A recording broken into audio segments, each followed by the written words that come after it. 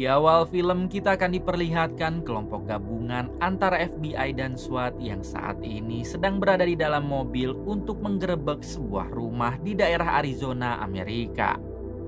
Kelompok ini dipimpin oleh seorang wanita bernama Kathy. Kathy sendiri adalah wanita pertama yang saat ini ditugaskan di FBI untuk memimpin misi yang cukup berbahaya seperti ini. Diberitahu kalau rumah tersebut adalah markas mafia perdagangan manusia terbesar yang ada di Amerika. Hingga ketika mereka sampai, penggerebekan pun dimulai.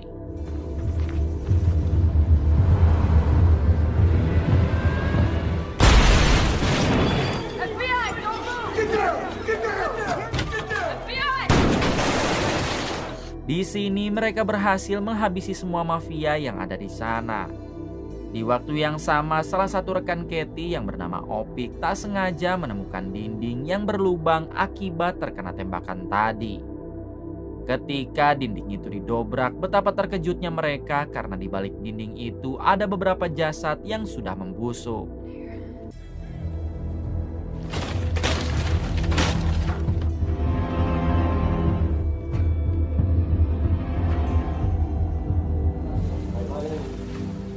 Tak lama kemudian atasan Kathy pun datang bersama tim medis.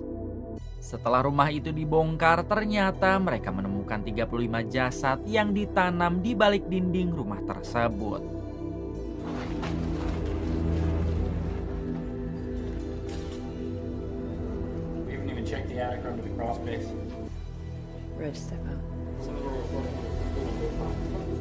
Adegan berpindah keluar rumah. Terlihat di sana dua anak buah Kathy berhasil menemukan pintu rahasia di sebuah gudang yang ada di luar rumah tersebut. Namun ketika mereka ingin membukanya, tiba-tiba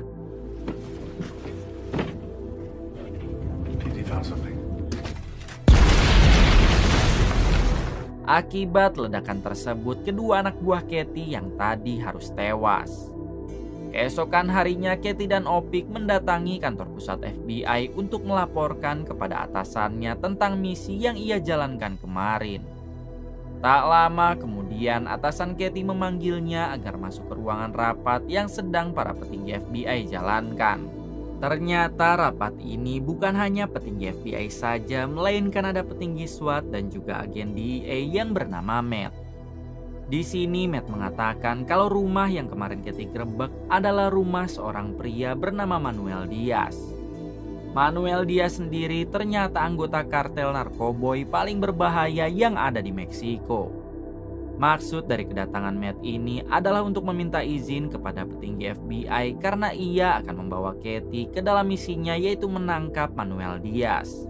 Matt sendiri memilih Kathy karena Matt telah mendengar kehebatan Kathy ketika menjalankan misi kemarin. Hingga akhirnya si atasan pun mengizinkan Matt untuk membawa Kathy ke dalam misinya itu.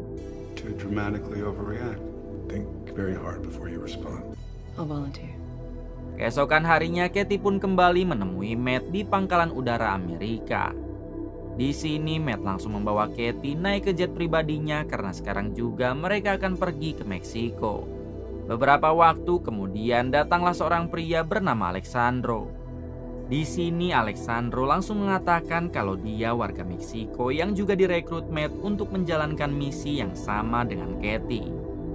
Terlihat Kathy yang sedikit kebingungan kenapa Matt bisa melibatkan orang seperti Alexandro yang hanya warga sipil biasa.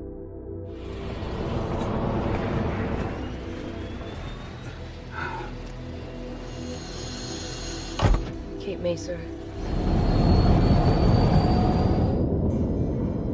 Sesampainya di bandara Meksiko, mereka langsung dijemput oleh seseorang untuk terlebih dahulu melakukan meeting dengan militer di Meksiko. So who's going over there today? Marshals, DEA. I pulled a team for you, man. Mexican Federal Police will meet you at the border and the border crossing on return. Sesampainya di sana, terlihat sudah banyak anggota terbaik dari militer maupun polisi yang akan menjadi satu tim dengan Matt. Di sini si ketua militer menjelaskan kalau misi pertama mereka adalah memindahkan tahanan bernama Antonio yang merupakan sepupu dari Manuel Diaz, si target utama mereka. Antonio akan dipindahkan dari penjara Meksiko menuju penjara Amerika. Si ketua kembali mengingatkan mereka untuk tidak menganggap remeh misi ini, karena Antonio mempunyai banyak anak buah yang bisa saja menyerang mereka ketika di perjalanan. Ketika meeting selesai, Katie bertanya kepada Alexandro tentang siapakah dia sebenarnya dan kenapa warga sipil biasa seperti Alexandro bisa direkrut untuk menjalankan misi sebesar ini. Alexandro menjawab kalau lebih baik Katie tidak banyak bicara dan ikuti saja semuanya. Tak lama setelah itu mereka semua berangkat untuk melakukan misi pertama, yaitu memindahkan Antonio ke penjara Amerika. Di tengah perjalanan, Katie sangat kaget karena melihat beberapa jasad yang tewas dengan sangat mengenaskan.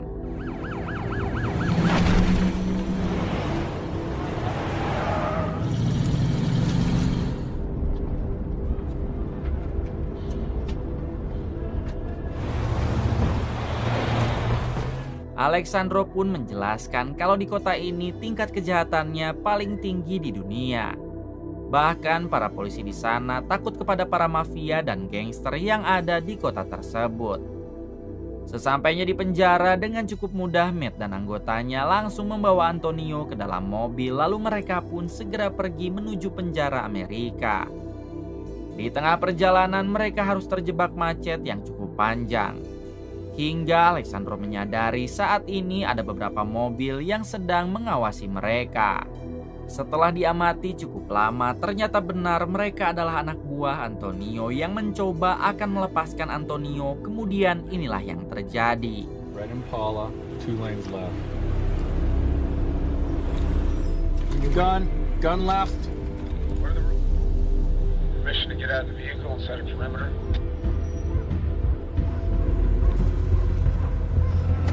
Move! Move again! No. Pregunta, paisano.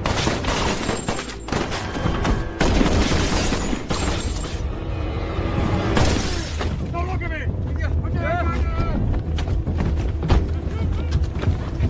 Clear! Setelah menghabisi semua anak buah Antonio, mereka semua pun langsung pergi menuju markas. Sesampainya di markas, Katie memprotes Matt karena ulah mereka tadi yang bisa membahayakan warga sipil. Namun Matt mengabaikan Katie, kemudian ia segera pergi untuk menginterogasi Antonio. Di waktu yang sama terlihat Alexandro yang didatangi seseorang yang merupakan sahabat Alexandro. Di sini pria itu memberitahu Alexandro kalau beberapa hari lagi para anak buah Manuel Diaz akan mengirim ratusan kilo narkoboy ke Amerika melalui jalur terowongan bawah tanah yang telah mereka buat. Mendengar hal tersebut, Alexandro langsung mendatangi Anthony untuk menanyakan lebih detail tentang masalah pengiriman narkoboy yang barusan ia dengar dari sahabatnya. Ketika bertemu Antonio, terlihat Antonio yang sepertinya takut oleh Alexandro dan memanggilnya dengan sebutan Madeline. Hingga ketika sudah cukup lama diinterogasi, akhirnya Antonio mengatakan kalau apa yang dikatakan sahabat Alexandro memanglah benar. Namun Antonio bersumpah tidak tahu lokasi terowongan tersebut. Malam harinya, Katie, Matt, dan Alexandro meminta bantuan Opik untuk diantarkan ke tempat penampungan imigran gelap yang berasal dari Meksiko. Di sini Alexandro langsung menanyakan kepada beberapa imigran tersebut perihal jalur terowongan yang langsung tembus ke Amerika. Namun sayangnya para imigran itu tidak mengetahui tentang jalur terowongan tersebut.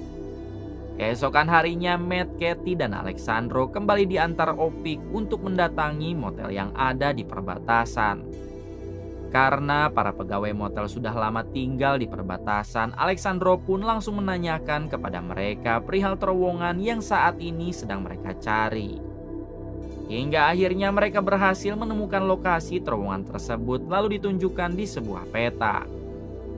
Di waktu yang sama, Matt mendapat telepon yang mengabarkan kalau saat ini salah satu anak buah Manuel Diaz sedang mengambil uang di bank. Mendengar hal itu, Matt langsung mendatangi bank tersebut untuk menangkap anak buah Manuel Diaz.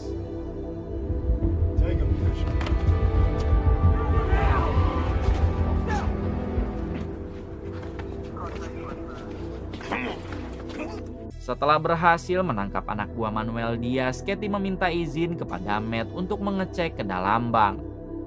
Di sini Matt melarang Katie masuk ke dalam bank karena itu berbahaya.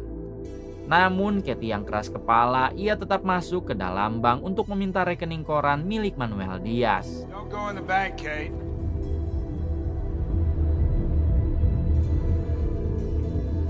And I'll go through these wire transfer numbers.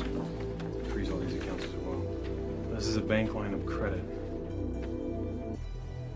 Sesampainya di dalam, Katie berhasil meminta rekening koran Manuel Diaz dan menemukan fakta kalau selama ini Manuel Diaz juga telah melakukan pencucian uang.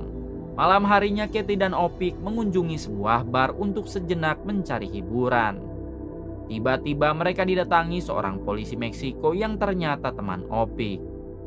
Di sini si polisi itu langsung berkenalan dengan Katie. Katie yang memang doyan pria lebih dewasa darinya, ia pun langsung mengajak polisi itu berdansa lalu sampai berlanjut ke apartemen Katie untuk melanjutkan dansanya di atas ranjang. Namun ketika di tengah permainan, Katie melihat gelang yang mirip dengan tali uang anak buah Manuel Diaz tadi. Katie pun berusaha menghindar dari polisi itu, lalu menanyakan siapa dia sebenarnya. Pack it up. Hey, come here, stop.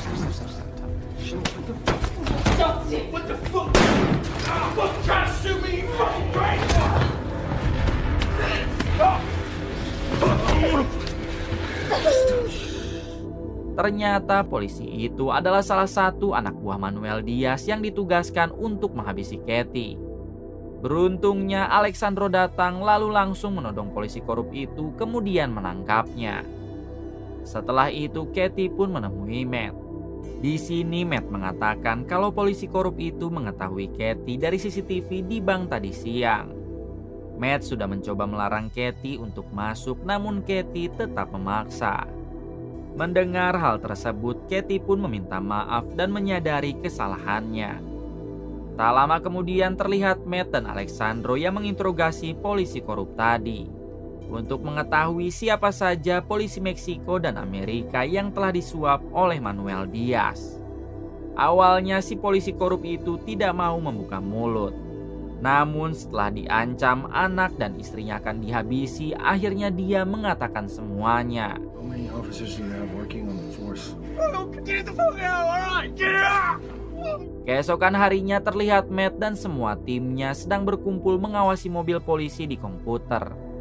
Ternyata mobil polisi itu adalah teman si polisi korup semalam dan sekarang akan menuju ke terowongan untuk mengangkut ratusan kilo narkoboy ke wilayah Amerika. Di sini Matt pun langsung memerintah semua timnya untuk bersiap. Karena sekarang juga mereka akan menggerebek terowongan tersebut yang berada di wilayah Meksiko. Sebelum berangkat, Matt mengatakan kepada Katie dan Opik kalau sebenarnya Matt mengajak mereka hanya untuk melakukan penyerangan di wilayah Meksiko. Karena kalau tidak ada anggota FBI, maka mereka tidak diperbolehkan untuk menyerang di negara Meksiko. Mendengar hal tersebut, Katie kecewa kepada Matt. Karena selama ini ia hanya dimanfaatkan saja.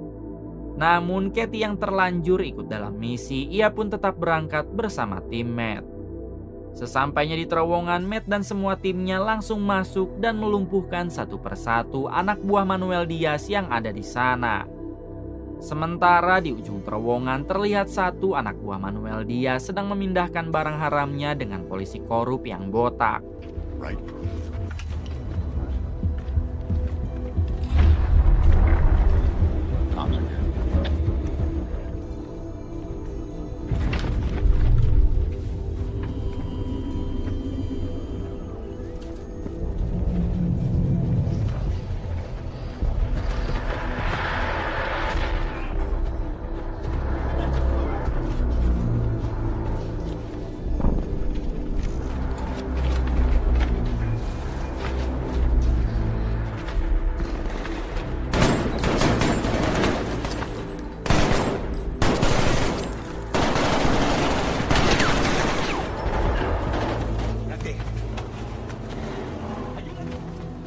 Terlihat mereka sedang panik karena sudah mendengar suara tembakan di dalam terowongannya.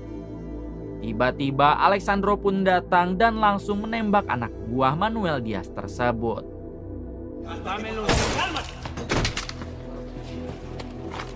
Polisi botak itu langsung terkejut dan memanggil Alexandro dengan nama Madeline. Ternyata nama Madeline itu adalah nama Alexandro saat menjadi kartel dulu. Ketika Alexandro akan membawa polisi botak itu ke dalam mobil, tiba-tiba Katie datang dan langsung menodongkan pistolnya. Di sini Katie mengira kalau Alexandro bekerja sama dengan polisi botak itu dan kemudian inilah yang dilakukan Alexandro. Untungnya Alexandro menembak Katie di bagian rompi anti pelurunya. Di sini Alexandro mengingatkan Katie kalau jangan pernah sekali-kali menodongkan pistol kepadanya. Kemudian ia pun pergi membawa polisi botak itu. Ketika keluar terowongan, Katie pun langsung menghajar Matt, lalu meminta Matt agar mengatakan siapa Alexandro sebenarnya.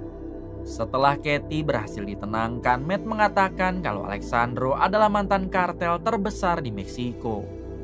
Namun suatu waktu istri dan anak Alexandro dihabisi oleh saingan bisnisnya yaitu bos besarnya Manuel Diaz. Hingga saat ini dia memilih tobat dan bergabung dengan tim Matt untuk membalaskan dendam kepada Manuel Diaz dan bos besarnya.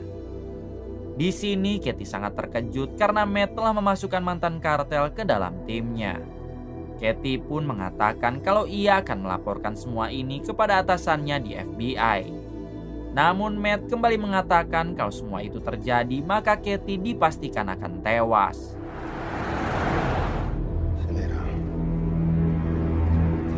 Adegan berpindah ke Alexandro yang saat ini berhasil menemukan Manuel Diaz. Di sini Alexandro meminta si polisi botak itu untuk mengalihkan perhatian Manuel Diaz, lalu inilah yang dilakukan Alexandro. Otra vez. Dile que levante la chamarra y que dé la vuelta. ¿Qué quieres?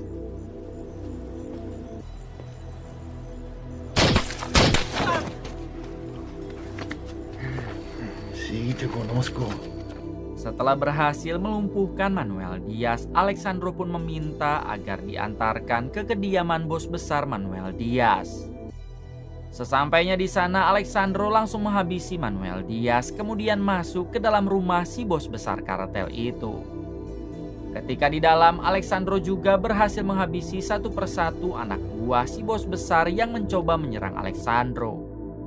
Hingga pada akhirnya Alexandro menemukan si bos besar yang sedang makan bersama anak istrinya.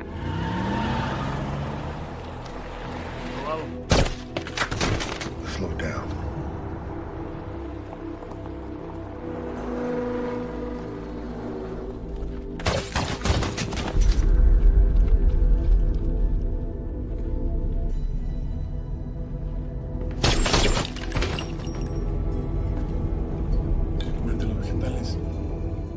Di sini Alexandro langsung mendatanginya lalu menodongkan pistol ke arah si bos besar itu.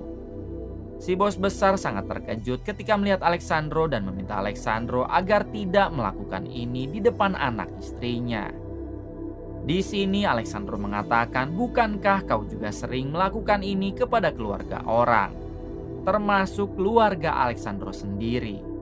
Lalu inilah yang terjadi.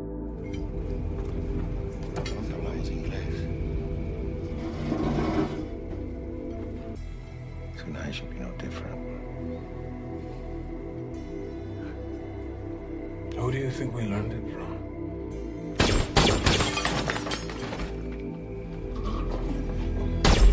Pagi harinya terlihat Katie yang sedang melamun karena ia sangat terpukul ketika mengetahui kalau Alexandro adalah mantan kartel di Meksiko. Tiba-tiba Alexandro datang dan langsung menodongkan pistolnya kepada Katie. Di sini Alexandro memaksa Katie agar menandatangani surat pernyataan yang akan disetorkan ke petinggi FBI perihal misi kemarin yang seolah-olah selesai sesuai prosedur kepolisian. Jika Katie menolak, maka Alexandro akan menghabisi Katie, lalu membuat kematiannya seolah-olah kecelakaan. Karena tidak ada pilihan lain, akhirnya Katie mau menandatangani surat tersebut. Ketika Alessandro akan pergi, Katie berlari ke balkon. Kemudian ia berniat akan menembak Alessandro. Namun ketika Alessandro menoleh ke arah Katie, tiba-tiba Katie teringat kalau Alessandro pernah menyelamatkan Katie. Dan ia pun tak jadi menembak hingga membiarkan Alessandro pergi. Kemudian film pun tamat. Kisah apakah yang dapat kita ambil dari film ini? Jika kalian ada yang bisa jawab, silahkan komen di bawah. Terima kasih untuk kalian semua yang telah menonton hingga akhir. Semoga kalian diberikan kesehatan dan rezeki yang berlimpah.